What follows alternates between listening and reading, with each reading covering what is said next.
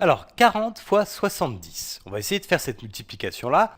Et en fait, ça veut dire qu'on a 40 fois le nombre 70. Donc, si on veut, on pourrait écrire 40 fois le nombre 70 et faire une suite d'addition. Mais bon, ça ferait vraiment beaucoup de calculs.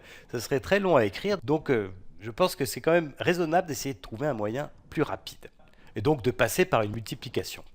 Alors pour faire cette multiplication, on peut essayer de décomposer les nombres pour que ce soit plus facile à faire. Alors ça dépend des gens, mais je pense que quand même, là il y a quelque chose de pratique, c'est de décomposer déjà 40. Alors 40, c'est 4 dizaines, donc en fait c'est 4 fois 10. 4 fois 10. 40 et 4 fois 10, ce sont les mêmes nombres, c'est exactement les mêmes nombres. Donc je peux remplacer 40 par 4 fois 10.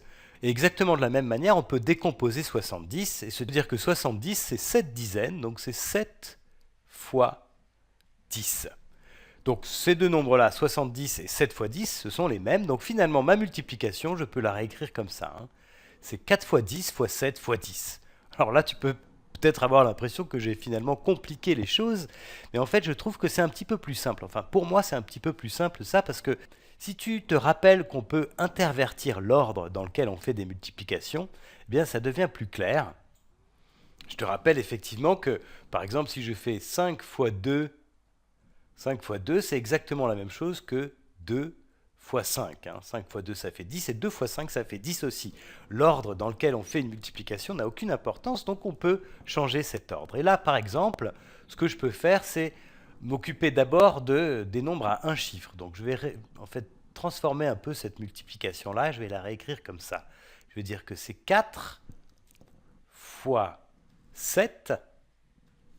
4 fois 7. Là, j'ai pris les deux nombres à un chiffre.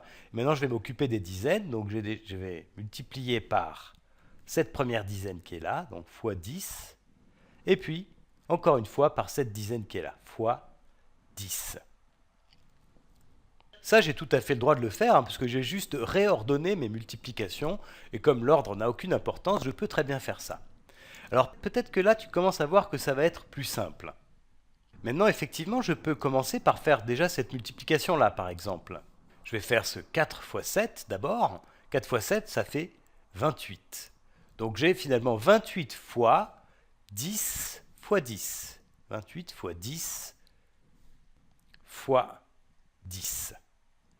Et si tu te souviens de ce qu'on a vu pour les multiplications par 10, je te rappelle qu'en fait, quand on multiplie par 10, ça revient à décaler les unités de numération et à rajouter un 0 à la place des unités. Donc là, par exemple, si je fais 28 fois 10, 28 fois 10, je vais rajouter un 0 à la place des unités. Donc je vais avoir ici 280. 28 fois 10, ça fait 280. Et donc ma multiplication, c'est 280 fois 10. Et là, je vais utiliser toujours la même chose. Je vais ajouter un 0 à la place des unités. Donc je vais avoir un 0 ici. Et ça va me donner 2800. 2800. Et ce qu'on peut remarquer ici, pour passer de cette ligne-là à celle-ci, en fait, il faut multiplier deux fois de suite par 10. Et quand on multiplie par 10, on rajoute un 0. Donc quand on multiplie deux fois de suite par 10, on rajoute 2 zéros. Et une autre façon de voir encore, c'est de se dire que 28 fois 10, c'est 28 dizaines. Et si je multiplie encore par 10, je vais avoir 28 centaines. 28 centaines, c'est ce que j'écris comme ça, 28 avec 2 zéros, et on le lit 2800.